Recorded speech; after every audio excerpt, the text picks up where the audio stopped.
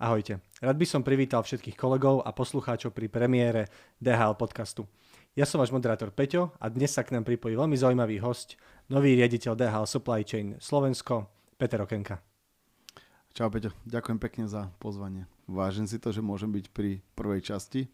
Dúfam, že nebude posledná a hlavne verím tomu, že si to spolu užijeme, pokecáme a že ja budem mať možnosť sa predstaviť našim kolegom, kamarátom z DHL-ky. Ja som sa s myšlienkou podcastu pohrával, Peťo, musím ti povedať, že veľmi dlho. Uh-huh. A myslím si, že dnes je perfektná príležitosť to využiť, pretože verím, že mnohí kolegovia v DHL Supply Chain horlivo čakajú na príležitosť ťa spoznať. Uh-huh. A predtým, ako to bude to osobné spoznanie, tak verím, že dostanú možnosť ťa spoznať aspoň takto digitálne cez tento podcast.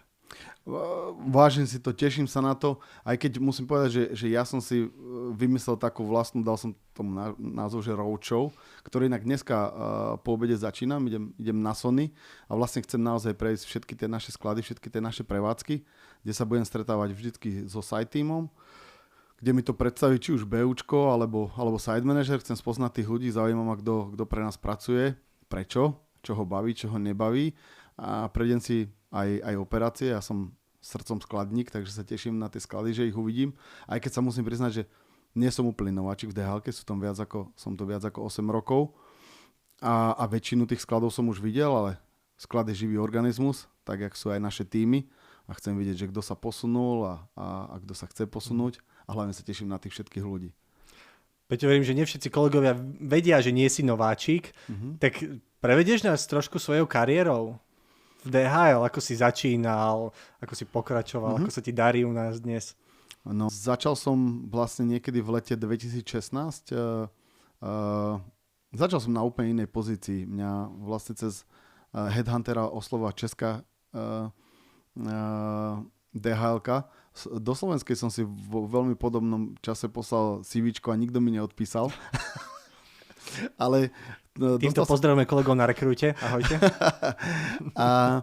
A bola tam veľmi zaujímavá možnosť, lebo pri Plzni sa mal otvárať sklad a tá vízia bola taká, že mohol som byť súčasťou vlastne aj solution designu a mohol som si nabrať ten tím, takže ja som to tak bral, že vlastne mám možnosť si ako keby spraviť sklad podľa seba, čo vždycky bol taký môj sen, že ja si ten sklad vymyslím, ja si do ňoho naberem ľudí, ja si ich zaučím a sranda bola, že nastúpil som niekedy v júni 2016 a bol som pár týždňov v DHL-ke a vtedajší riaditeľ Českej DHL-ky, ešte aj dnešný, čak Filip Budík je nesmrteľný, ten je tam 20 rokov, ešte 20 bude a mi hovorí, že no viete čo, pán Okenka, že ten zákazník, ktorý tu mal byť pri tej Plzni, takže vyzerá, že sa nedohodneme na kontrakte.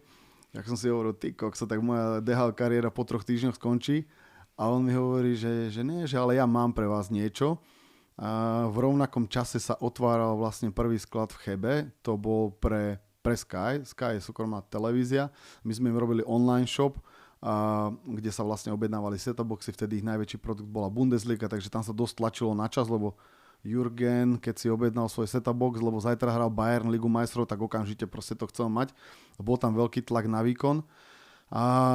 Úplne sa tam nepodaril go live tej operácie a vtedy mi ten Filip hovorí, že Peter, ja by som potreboval, aby si išiel do toho Chebu, že to vyzerá, že to bude taký quick fix 2-3 mesiace a potom sa pobavíme čo ďalej, že ja ťa chcem v tej firme a ja ti vždycky tú pozíciu nájdem. No, takže v 2016 som to zaparkoval do Chebu. Musím povedať, že prvá sezóna bola že absolútna katastrofa, kde sme mali obrovské zmluvné pokuty a tak ďalej. Ale cítil som v rovnakom čase, že tam začal budovať veľmi silný tím. Takže to bol úplný začiatok. No a niekedy v roku 2017 sa nám podarilo prejednať ten kontrakt, zastabilizovať operáciu. A ja už som sa toho Filipa pýtal, že no čo ďalej? Filip, ja dochádzam 600 km z Nitry, že ja by som potreboval niečo, čo by bolo možno trošku bližšie. A ten Cheb naozaj, keď sa pozriete do mapy, tak je na česko-nemeckej hranici. To sa inak stalo potom jedným z našich takých predajných argumentov, že vždy, keď sme sedeli s ďalším novým zákazníkom a tam to teda bolo potom husté, či to bolo Estée Lauder, Adidas a tak ďalej, tak vždy sme im hovorili, sme im ukázali mapu a hovorili, že tá najsilnejšia vec toho Chebu je, že je v strede Nemecka. A ono to tak naozaj vyzerá, že keď si zoberieš tú mapu Nemecka a pozrieš na tej hranici Cheb, tak naozaj z Chebu je bližšie do Mnichova a do Berlínu, ako zo samotného Berlínu do Mnichova naopak. Takže my sme mali naozaj strategickú pozíciu. No a v tej 2.17 mi Filip hovorí, no Peter, ale táto lokalita vyzerá, že to tu začína akože vážne bujneť. A išli sme do ďalšieho tendru, no a potom to už išlo akože to bol rollercoaster divoký. 2018 sme otvorili ďalší sklad 35 000 m2, ďalších 300 ľudí pre Estée Lauder. 2020 jedna z najväčších akvizícií, podarilo sa nám po predchádzajúcom providerovi prebrať Chibo operáciu, na ktorej vtedy bolo 1500 ľudí.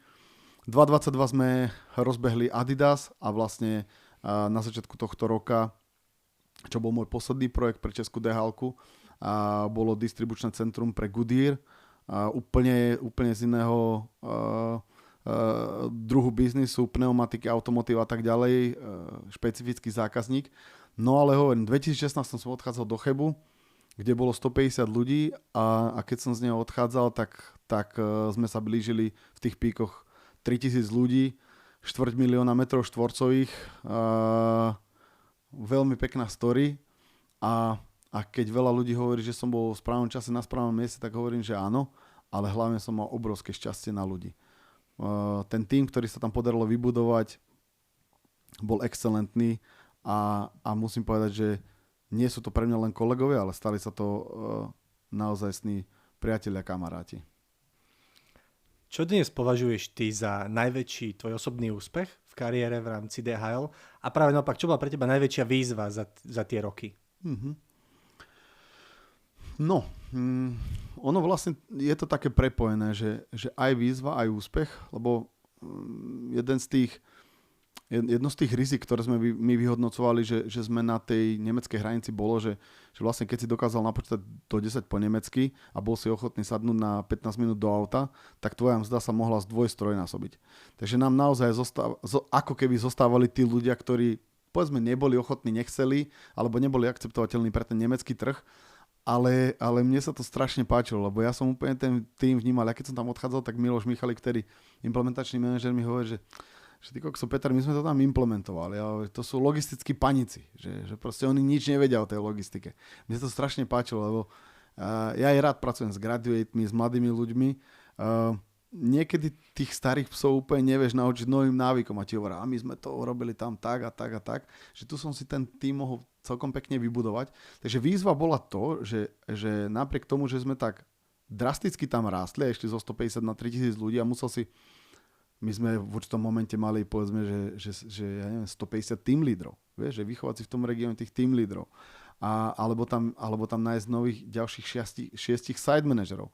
Sám vieš, že tu na Slovensku, keď sa hľadal side manager, povedzme na Jaguar, že čo to bolo za story náročnú a ja som zrazu musel v Chebe nájsť a vychovať 6 side manažerov. Takže to bola jedna z tých najväčších víziev, že ako tieto kritické pozície obsadiť a ako zabezpečiť ten rast, aby sme boli schopní naplňať tie kapacity a naopak berem to, alebo nie naopak, ale v line s tým, čo hovorím, že to bol aj najväčší úspech. Že naozaj, že tie decka, čo sme tam vychovali, tých ľudí, tak dneska majú úspešné kariéry a hovorím, pre mňa je najväčšia satisfakcia, keď mi niekto povie, že to sa mi aj nesnívalo, že budem robiť. Že Honzo Kurka, ktorý bol môj super user na Sky, tak dneska je side manager na Adidase a Honzo Holzman, ktorý bol môj shifťák, tak potom bol môj warehouse manager na Estée Lauder, určitú dobu bol side manager na Adidas a dneska je business unit director. Že sa nám tam podarilo raketovo naštartovať kariéry tým ľuďom, ktorí naozaj sa im ani nesnívalo, že aké možnosti budú mať, aké príležitosti budú mať a že čoho súčasťou budú môcť byť. Takže výzva to bola veľká, ale bola krásna a musím povedať, že sme si to veľmi užili spolu. Dnes je to 4. pracovný deň DHL Supply Chain na Slovensku. A s akými pocitmi si odchádzal z tej českej DHL? A s akými pocitmi prichádzaš na tú Slovensku? Prichádzam plný očakávaní a berem tú skúsenosť, že fantastická, že mám ju v sebe, ale vďaka nej som sa sem posunul. Čo sa týka osobného života, tak mi to extrémne pomohlo, pretože Včera mal môj syn narodeniny a ja som ich nezmeškal, čo teda sa v predchádzajúcich rokoch pravidelne stávalo. Takže z osobného života je to veľké zlepšenie a teším sa. Nepozerám sa už úplne dozadu. Jeden z mojich prvých šéfov hovorí, že kto chce utekať rýchlo, musí sa pozerať dopredu. Tak sa pozerám dopredu. V Batohu mám tie skúsenosti, ktoré si beriem z Čiech. Ale musím povedať, že tá česká DHL je vypiplaná. To je proste strašne silná firma s obrovskými biznismi. Má samozrejme teritoriálnu obrovskú výhodu tým, že je na hranici s Nemcami a tak ďalej a tak ďalej. Ten tým je tam veľmi stabilný, skúsený. No takže tú skúsenosť budem chcieť preniesť sem, ale veľmi sa teším, že môžem niečo spraviť na Slovensku. Extrémne ma motivuje napríklad to, že vôbec som si to neuvedomal, bolo mi povedané, že som prvý Slovák, ktorý bude viesť tú DHL-ku. A ja sa na to teším, takže vždy som hovoril, keď sa dostaneš do nejakých krízových situácií, keď vyjednáva s nejakým zákazníkom, alebo niekde máme proste nejaký problém, takže som sa hovoril, že ty kokso, že to je super, že ja mám tu možnosť byť tam a rozhodovať o tých veľkých veciach a byť pritom. Takže teším sa z toho. Peťo, ty sa dnes po niekoľkých rokoch vraciaš späť na Slovensko. Aké sú tvoje ciele a vízia pre DHL Supply Chain na Slovensku? Nie som úplne ten typ manažera, ktorý by sa teraz začal prehlasovať, že zdvojnásobím rozpočet a počet ľudí a zákazníkov a tak ďalej. Rád staviam tie biznisy zo spodu. Stavam ich na vzťahoch a ľuďoch. Takže naozaj vízia je vytvoriť prostredie, v ktorom budú ľudia radi pracovať, v ktorom ľudia nám budú ukazovať svoj potenciál, budú sa otvárať. My budeme schopní na základe ich extra schopností budovať tie biznisy, príležitosti pre nás. DHL je veľmi dobre etablovaná na slovenskom trhu, takže budem sa snažiť rozvíjať na tom, čo máme. Jedna z tých víziev bude, my to máme dneska veľmi postavené na automotive biznise. Máme obrovského zákazníka Volkswagen, obrovského zákazníka Jaguar. Teraz sme v tendri pre Volvo, čo si myslím, že je pre nás akože niečo, čo musíme vyhrať a potvrdiť si tú svoju pozíciu na trhu. Ale bol by som rád, keby sa nám vedľa toho podarilo rozvíjať aj iné biznisové línie, e-comové, retailové a tak ďalej. Ale chcem, aby to portfólio našich zákazníkov bolo trošku viacej diverzifikované a neboli sme naozaj závislí len na automobilovom priemysle. Ale naozaj budeme začínať od toho, že budeme pracovať s ľuďmi a budeme im vytvárať prostredie, v ktorom oni budú radi pracovať a budú radi naplňať nejaké svoje osobné vízie, ktoré samozrejme budú v línii s tou DHL-kou. Takže nie som úplne korporátny typ, ktorý by chcel hlásať tie heslá, že chceme byť preferovaný zamestnávateľ. Ale áno, chcem. Naozaj chcem, že keď bude nejaká pani, ktorá u nás pracuje 20 rokov, tak aby sa mi stalo to, čo sa mi stalo v Čechách. Že povedal, že môj syn, keď zmaturuje, tak bude pracovať v DHL-ke. Naozaj to chcem. A aby to nebolo kvôli tomu, že DHL-ka najlepšie platí, ale aby to bolo kvôli tomu, že v DHL-ke sa ľudia radi že sa v DHL-ke ľudia dobre cítia, radi pracujú a vidia príležitosť pre svoj rast a naplňanie svojich ambícií. Ja veľmi silno vnímam túto tvoju víziu a verím, že nás čakajú perfektné roky v DHL Supply Chain na Slovensku. Aké sú tvoje plány z pohľadu zapojenia zamestnancov? Ako chceš zabezpečiť, aby všetci zamestnanci vnímali tvoju kultúru a víziu? Tak v prvom rade ja ju budem vedieť šíriť najviac v smere k môjmu tímu, ale bude pre mňa veľmi dôležitá miliónkrát omielaná komunikácia. Pre mňa je veľmi dôležité, že tie informácie, ktoré ja budem dávať mojim ľuďom, aby nejakým spôsobom prepadávali až úplne na operátora. Ale chcem, aby naozaj ľudia sa cítili byť súčasťou tej DHL-ky. Prečo robíme kroky, ktoré robíme? Aby neboli žiadne nepríjemné prekvapenia. Príjemné prekvapenia budeme robiť. Ale aby naozaj nevznikali nejaké informačné šumy, bubliny a tak ďalej a tak ďalej. Takže chcem zabezpečiť, že tá komunikácia bude veľmi jasná a bude naprieč celou organizáciou. To si myslím, že je jeden z najdôležitejších aspektov. A potom si myslím, že DHL-ka tie svoje nástroje na zapojenie zamestnancov, že má naozaj dobré. A čo si ja dám za úlohu je, že aby som bol ich súčasťou, napríklad teraz v septembri, alebo už vlastne na konci augusta začíname EOS a ja sa chcem počas EOSu zastaviť na sajtách, chcem sa baviť s ľuďmi, lebo jedna vec je, že oni nám tam vyklikajú nejaký feedback, ale ja sa chcem reálne spýtať tých ľudí, prečo odpovedajú tak, ako odpovedali, čo ich zaujíma. Takže chcem byť dostupný, chcem, aby môj tím bol dostupný. Management meetingy na mesačnej báze chcem vždycky robiť na inej sajte. Chcem priblížiť management tím, alebo povedzme, že vedenie tej spoločnosti chcem čo najviac priblížiť prevádzkam. A toto by malo byť jedným z tým nástrojov, ako zapojiť a spojiť DHL-ku v jeden taký pekný, usmievavý, žltrvený svet. Takže kolegovia na prevádzkach sa pravdepodobne majú tešiť na tvoje návštevy, hej? Určite. Ja nie som človek, ktorý sa skrýva v kancelárii. A keď samozrejme, že mám nejaké povinnosti, kde proste sú meetingy, na ktorých musím byť, ale moja vízia je taká, že ja posielam veľmi málo e-mailov. Ja pozývam na veľmi málo meetingov, ale ja sa s tými ľuďmi stretávam tam, kde sa to deje. Tam, kde je srdce tých našich operácií a tam, kde mám možnosť stretnúť ľudí a vypočuť si ich názory. Takže áno, ja chcem byť ten, ktorý bude veľa na našich prevádzkach. Ja, Peťo, viem si predstaviť, že mnohí kolegovia a ťa možno v určitých momentoch majú aj za vzor a veľmi silno vnímajú tú kariérnu cestu spoločnosťou DHL. A verím, že mnohí z nich sa nejakým spôsobom tebou aj motivujú. Ako by si dal radu kolegom, ktorí sa pokúšajú teda rásť kariérne v spoločnosti DHL Supply Chain? Mm-hmm. Myslím si, že je dôležité samozrejme, že mať nejaké stanovené ciele a tú kariérnu cestu, ale zo všetkého najdôležitejšie je podľa mňa mať rád to, čo robíš a robiť to dlhodobo dobre. A potom sa proste dejú tie dobré veci a prichádzajú tie príležitosti. No a samozrejme možno najdôležitejšia z tých vecí je, že keď tá príležitosť príde, tak neúplne dotazovať sám seba, som ready, nie som ready, viem už a tak ďalej, že keď tá príležitosť príde, tak proste poviem vyštartovať a chopiť sa jej. Peťo, a mohol by si nám povedať trošku aj zo svojho osobného života, ako sa tebe darí zosúladiť práve ten osobný a pracovný alebo teda profesijný život? Mm-hmm.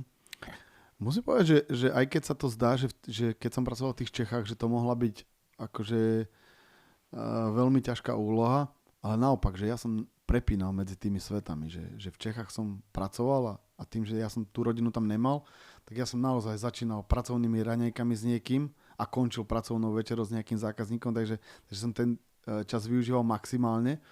A tá cesta domov z Čiech na Slovensko vždycky bol taký predel a potom som sa fakt, že sústredil už 100% na tú rodinu. Teraz si myslím, že to bude ešte oveľa lepšie tým, že my sme zvyknutí spolu tráviť veľa čas a víkendy a intenzívne s mojimi deckami a s mojou manželkou. Moji chalani hrajú hokej, sú športovci a mňa to tiež baví s nimi byť veľa vonku. Takže mne sa toto darí. Používal som rôzne nástroje. Jeden z mojich prvých šéfov, Angličan, mi hovoril: Peter, ty musíš prísť do práce, musíš si nastaviť budík, po 10 hodinách máš odchádzať, máš hotové a musíš žiť osobný život. Takže snažím sa si to tak akože fakt natvrdo nastavovať, lebo nedá sa iba pracovať. Človek musí mať aj osobný život a to bolo ku mne a ja čo sa týka mojich ľudí, tak to isté. Ja ich vyháňam z práce.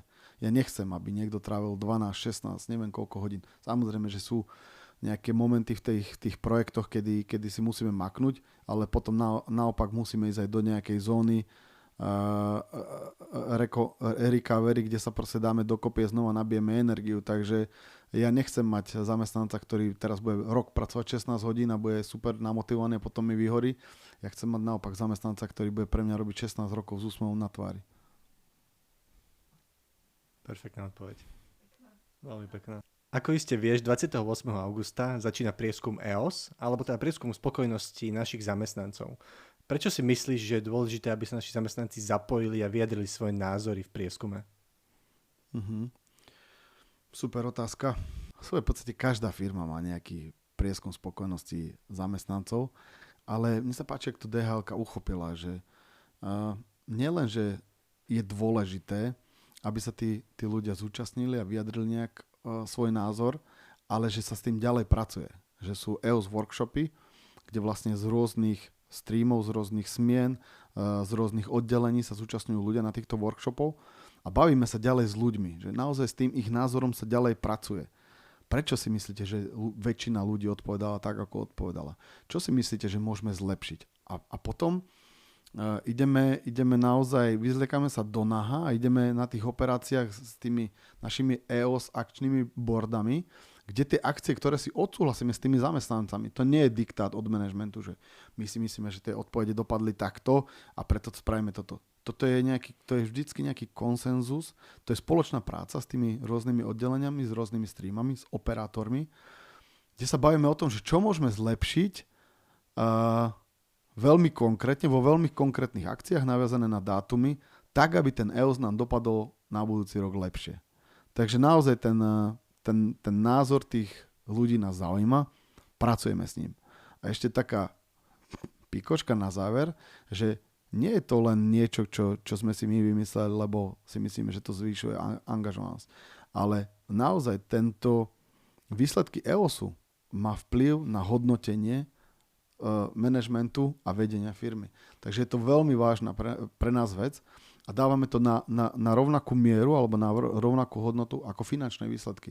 Takže myslím si, že to, ako to bereme v DHL-ke, je veľmi vážna vec. Ja sa na to teším a znova mám ambíciu sa minimálne na 1-2 takých workshopov zúčastniť a vypočuť si potom aj tú spätnú väzbu a pochopiť, čo dokážeme zlepšiť. Lebo niekedy nám už tie nápady dochádzajú. My si myslíme, že už sme spravili všetko. Už máte deň zdravia a máme toto a máme tamto.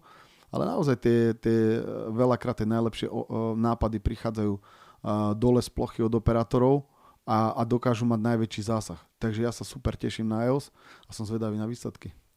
Je pre mňa veľmi dôležité, aby naši zamestnanci vedeli, že a tak ako vyjadriť ten negatívny feedback, je skutočne dôležité vyjadriť ten pozitívny feedback. Chceme vedieť, čo je dobré a chceme práve naopak vedieť, čo je zle. A vnímaš, Peťo, že ten akčný plán a má naozaj pridanú hodnotu pre tých našich zamestnancov? Som o tom 100% presvedčený. Samozrejme, že samotný ten akčný plán neznamená nič, ako ten board neznamená nič, ako tie workshopy neznamenajú nič, ale keď je to celý fungujúci proces, a poviem jeden príklad. Ja keď som bol ešte site manager na sajte, tak my sme vlastne oslavovali uzatváranie tých krokov. Takže my keď sme si nastavili, že myslíme si, že jeden deň v týždni by sme mohli robiť toto.